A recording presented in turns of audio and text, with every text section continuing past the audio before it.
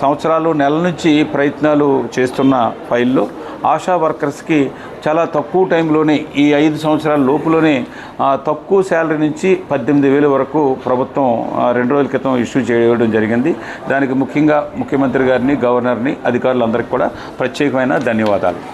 ఇది కాకుండా దగ్గరగా 26/9/2021 నుంచి 2025 వరకు కూడా స్టేడియం స్విమ్మింగ్ పూల్లో పనిచేస్తున్న వాళ్ళకి అవుట్సోర్సింగ్ శాలరీ నిన్న మధ్యాహ్నం వాళ్ళందరికీ కూడా అకౌంట్కి క్లియర్ చేశారు. ఈరోజు వాళ్ళ అకౌంట్లో పడుతూ ఉంది 60,25,169 రూపాయలు వాళ్ళది. ఇది కాకుండా మున్సిపాలిటీది గ్రాంట్ రూపంలో 2 కోట్ల రూపాయలు జీతాలకి, అలాగే పెన్షనర్స్కి 2 కోట్ల రూపాయలు శాంక్షన్ చేయడం జరిగింది. చేసి ఇప్పుడు దగ్గరగా 3 నెలలు అవుతూ ఉంది. గతం 3 కోట్ల రూపాయలు ఇప్పించినప్పుడు అంత టైం తీసుకుంది. మొన్న నేను మాట్లాడిన తర్వాత లాస్ట్ థర్స్డే సీఎం గారు సైన్ చేశారు. ఎల్జీ సైన్ చేసిన తర్వాత మొన్న వచ్చి 2 రోజుల క్రితం నేను చెప్పున్నాను, వాళ్ళది కూడా శాంక్షన్ 2 రోజుల క్రితమే శాంక్షన్ ఇష్యూ అయింది. వాళ్ళకి కూడా 4 నెలలు జీతాలు, అలాగే 4 నెలలు పెన్షనర్కి ప్రాబ్లము సాల్వ్ అవుతుంది. దానికి మిగిలిన ఓన్ రెవెన్యూలో వచ్చిన అమౌంట్ని ఏరియర్స్ కింద త్వరలోనే వాళ్ళకి కూడా ఇచ్చేలాగా ఏర్పాటు చేస్తూ ఉన్నాను. ఇది కాకుండా 2 రోజుల క్రితం అనగా నిన్న చూస్తే నిన్న ఒక జీవో ఇష్యూ అయింది. ఫిషర్మెన్ పిల్లలకి, ఎస్సీలకి ఏ విధంగా అయితే సెంటెక్ ద్వారాగా వెళ్ళిన పిల్లలకి రీఎంబర్స్మెంట్ ఫీజు ఎలాగైతే చేస్తున్నారో ఇప్పుడు ఫిషర్మెన్ కమ్యూనిటీలో ఉన్న పిల్లలకు కూడా అదే సేమ్ సిస్టమ్ చేసేలాగా, అంటే మిగతా వాళ్ళందరికీ కలిపి అమౌంట్ ఎంతనే ఉంది, కానీ ఫిషర్మెన్కి, ఎస్సీస్కి అలా కాదు, పూర్తి అమౌంట్ని ప్రభుత్వమే భరించాలి. అది నిన్న కూడా ఆ జీవో కూడా ఇష్యూ అయింది. ఈ విధంగా ప్రభుత్వం ఇంకా ఈ రోజుకి స్కూల్లో పనిచేస్తున్న 20 మంది కూడా ఈవేళ సాయంత్రం కల్లా జీవో ఇష్యూ చేయాలని నిన్న ఫైనాన్స్ సెక్రటరీని, అలాగే చీఫ్ సెక్రటరీని కోరున్నాను. ఫైనాన్స్ సెక్రటరీ ఈరోజు సాయంత్రానికి ఎట్టి పరిస్థితుల్లోనూ జీవో రెడీ చేయాలని చెప్పేసి ఇన్స్ట్రక్షన్ ఇచ్చున్నారు. అది కాకుండా ట్రాన్స్పోర్ట్లో పనిచేస్తున్న భోజనాలు, సెంట్రల్ కిచెన్ నుంచి భోజనాలు పెట్టుకెళ్ళే 6 విషయంలోనూ కొంచెం ఇబ్బంది వచ్చింది. అందులో చీఫ్ సెక్రటరీ ఫైలు నేను క్లియర్ చేయడానికి కుదరదని చెప్పున్నారు.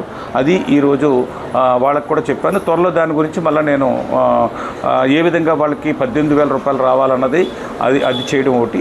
అలాగే పీడబ్ల్యూడీ సిఎల్ఆర్ రెగ్యులరైజేషన్, ఎఫ్డీసీఎల్ఆర్ రెగ్యులరైజేషన్ గురించి నిన్న ఫైల్ గురించి నిన్న సీఎం గారిని, పీడబ్ల్యూడీ మినిస్టర్ గారిని, పీడబ్ల్యూడీ సెక్రటరీని, అలాగే సిఎస్ని అందరినీ కలిసి మాట్లాడడం జరిగింది. ఈరోజు మధ్యాహ్నానికి లా సెక్రటరీ గారు ఫైల్ని తిరిగి చీఫ్ ఇంజనీర్కి ఈరోజు సాయంత్రానికి ఇచ్చేలాగా వారం రోజుల నుంచి ఫైల్ అంతా కూడా అతను అక్కడే పెట్టుకున్నారు. నేను మొన్న లాస్ట్ 4 days బ్యాక్ అందరినీ కలవడం జరిగింది. నిన్న మళ్ళీ ప్రత్యేకంగా అందరినీ కూడా కలిసి ఉన్నా కానీ వేరియస్ ఏ రాష్ట్రాల్లో ఏమేమి ఎక్కడెక్కడ వాళ్ళకి మనకి ఫేవర్గా ఉన్న జడ్జిమెంట్ని కూడా కోర్ట్ చేయడానికి టైం కావాలని చెప్పేసి కోరడం జరిగింది.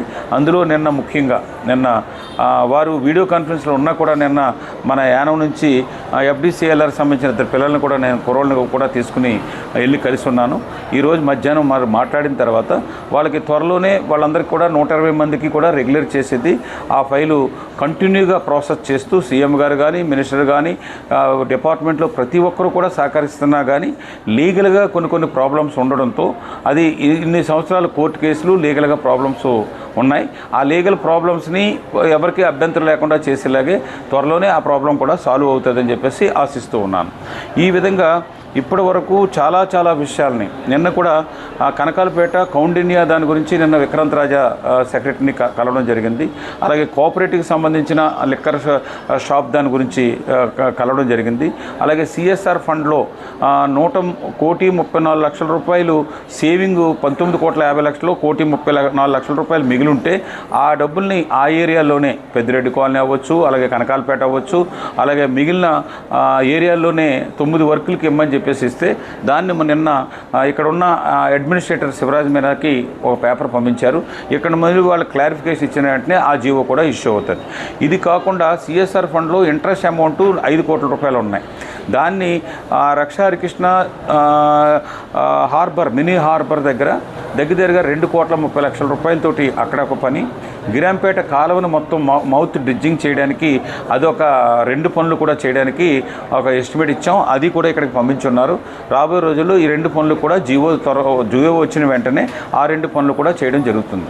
ఈ విధంగా మ్యాక్సిమము ఇష్యూస్లో ఈ ప్రభుత్వం ఈ 5 సంవత్సరాల్లో చాలా సమస్యలని ప్రజలకు చెప్పిన దాన్ని ఆర్థికంగా అనేకమైన ఇబ్బందులు ఉండగా కానీ ఎన్డీఏ ప్రభుత్వం సెంట్రల్ గవర్నమెంటు స్టేట్ గవర్నమెంటు ఒకటే అవ్వడం వల్ల ఆర్థికంగాను చాలా పనులన్నీ కూడా చేసింది.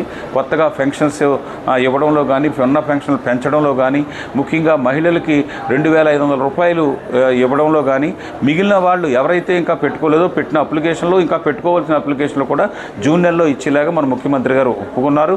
ఇవే కాకుండా ఫిజికల్ హ్యాండిక్యాప్ట్ కానీ, అలాగే సంక్రాంతికి పొంగల్ గిఫ్ట్ కానీ, ఇవన్నీ కూడా ప్రభుత్వం 2 డబుల్ ఇంజిన్ గవర్నమెంట్స్ కాబట్టి ఇన్ని పనులు జరగడానికి ముఖ్య కారణం అన్నది గ్రహించమని యానం ప్రజలందరినీ కూడా కోరుతూ ఉన్నాను. రాబోయే రోజుల్లో ఇంకా అనేకమైన పనులు తప్పనిసరిగా జరుగుతాయి. ఓఎన్జీసీది ఈరోజు మన సీఎం గారు ఈ రోజుకల్లా మీరు ఏమి ఇద్దామని అనుకుంటున్నారన్నది తెలియచేయమని చెప్పున్నారు. సీఎం గారిని కూడా నేను ఈరోజు ఓఎన్జీసీ అధికారులని, కలెక్టర్ గారిని కలిసి మా సీఎం గారు రేపు రాత్రికి వస్తారు, ఎల్లుండికి మాకు పొద్దునికల్లా రేపటికి ఈ రోజు కానీ రేపటికి కానీ దాన్ని తెలియజేసే పేపర్ని అవసరమైతే మా సీఎం గారు పిలిచినప్పుడు మీరు వచ్చి కలవాలని చెప్పేసి ఈరోజు వారిద్దరిని కలవడానికి కూడా మధ్యాహ్నం నుంచి వెళ్తానని చెప్పేసి మీకు తెలియజేస్తూ ఉన్నాను.